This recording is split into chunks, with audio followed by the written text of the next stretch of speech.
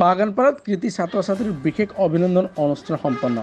বাগানপাড়া আঞ্চলিক ছাত্ৰ সন্থাই অঞ্চলৰ সুখ্যাতিৰে উত্তীৰ্ণ কৃতিমান ছাত্ৰ ছাত্ৰীসকলক প্ৰতি বছৰে সম্বৰ্ধনা তথা অভিনন্দন জনাই আহিছে।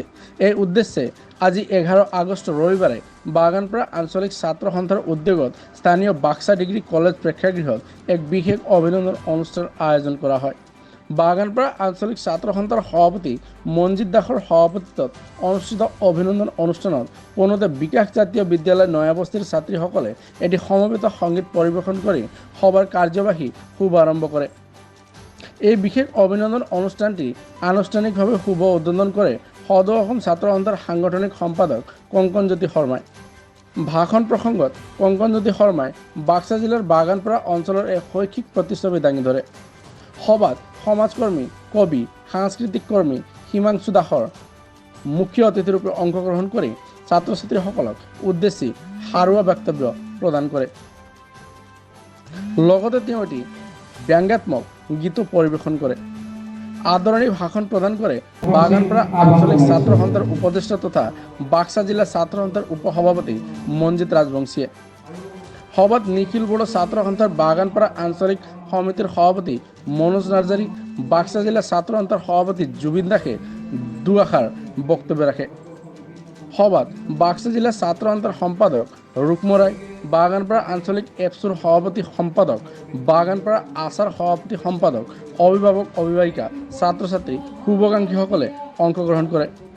সভাত হাইস্কুল শিক্ষান্ত পৰীক্ষাত উত্তীৰ্ণ 100 গৰাকী আৰু উচ্চতৰ মাধ্যমিক পৰীক্ষাত উত্তীৰ্ণ 82 গৰাকী সুখ্যাতিৰে উত্তীৰ্ণ কীৰ্তিমান ছাত্ৰ ছাত্ৰীসকলক সম্বৰ্ধনা পত্ৰ, গছপুলি, প্ৰয়োজনীয় কলম, ফাইল আদিৰে সম্বৰ্ধনা জনোৱা হয়।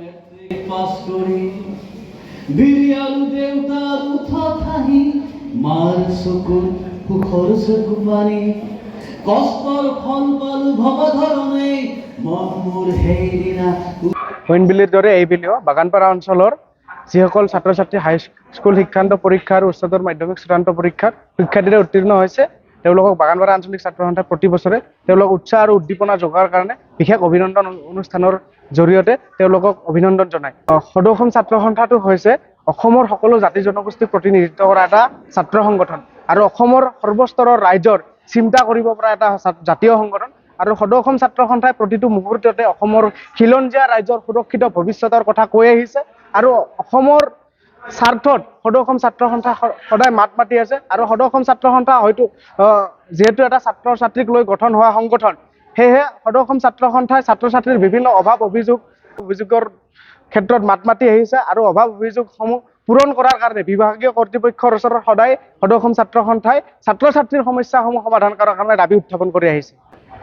বাগানপাড়া অঞ্চলৰ প্ৰায় 200 গৰাকী ছাত্ৰ ছাত্ৰীক বাগানপাড়া আঞ্চলিক ছাত্ৰ সন্থাই এই বিশেষ অভিনন্দন অনুষ্ঠানৰ জৰিয়তে অভিনন্দন জ্ঞাপন কৰিছে আৰু তেখেতসকলৰ ভৱিষ্যত জীৱন যাতে উজ্জ্বল হয় আৰু তেখেতসকলে তেওঁলোকৰ জীৱনত সফলতা অৰ্জন কৰি এই অঞ্চলত গৌৰৱ কঢ়িয়াই অনাৰ লগতে এই অঞ্চলৰ সামাজিক ক্ষেত্ৰখনক যিকোনো প্ৰকাৰে অৰিহণা প্ৰদান কৰিব বুলি আমি আশা ৰাখোঁ। সুন্দৰ অনুষ্ঠান, ছাত্ৰ ছাত্ৰীক লৈ যিহেতু অনুষ্ঠিত কৰা অনুষ্ঠান, এটা সুন্দৰ অনুষ্ঠান হৈছে।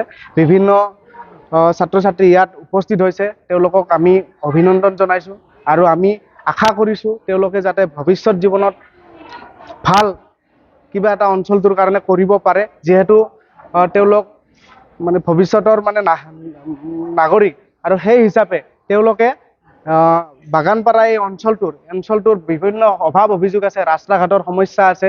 এই অঞ্চলৰ বিদ্যালয়সমূহত বিভিন্ন প্ৰাথমিক বিদ্যালয় এজনীয়া শিক্ষকৰ দ্বাৰা চলি আছে, বিভিন্ন হাইস্কুল 5টাৰ পৰা 9টালৈ পদ খালী আছে, বিজ্ঞান শিক্ষকৰ অভাৱ, গণিতৰ শিক্ষকৰ অভাৱ, বিভিন্ন বিষয় শিক্ষকৰ অভাৱ হৈ আছে। তথাপিও আন্তঃগাঁথনি দুৰ্বল, তথাপিও এই অঞ্চলৰ ছাত্ৰ ছাত্ৰীয়ে সুন্দৰ এটা ৰিজাল্ট কৰিছে। সমগ্ৰ বাক্সা জিলাখনে যিহেতু যোৱা মেট্ৰিক পৰীক্ষাত অসমৰ ভিতৰত তৃতীয় স্থান পাবলৈ সক্ষম হৈছে, ইয়াৰ লগতে হাই ছেকেণ্ডাৰী পৰীক্ষাত বিজ্ঞান শাখাত প্ৰথম স্থান পাবলৈ বাক্সা জিলাই সক্ষম হৈছে, বাণিজ্য আৰু কলা শাখাত তৃতীয় স্থান পাবলৈ সক্ষম হৈছে। আমি সঁচাকৈ আনন্দিত হৈছোঁ। পৰৱৰ্তী সময়ত এই বাক্সা জিলাৰ ছাত্ৰ ছাত্ৰীসকলে বিভিন্ন দিশত আগবাঢ়ি যাব বুলি আমি আশা ৰাখিছোঁ। বাক্সা জিলাৰ পৰা আমি IAS অফিচাৰ পাম, UPSC পাছ কৰা আমি ছাত্ৰ ছাত্ৰী পাম। ভৱিষ্যতে আমাৰ এই বাক্সা জিলাখনৰ ছাত্ৰ ছাত্ৰীসকলে বিভিন্ন দিশটোত তেওঁলোকে যাতে কাম কৰি থাকিব পাৰে আৰু বিভিন্ন দিশত তেওঁলোকে কাম কৰি সমাজ সেৱা কৰিব পাৰে আৰু সমাজৰ হৈ কাম কৰিব পাৰে, তাৰ কাৰণে আমি আশা ৰাখিছোঁ।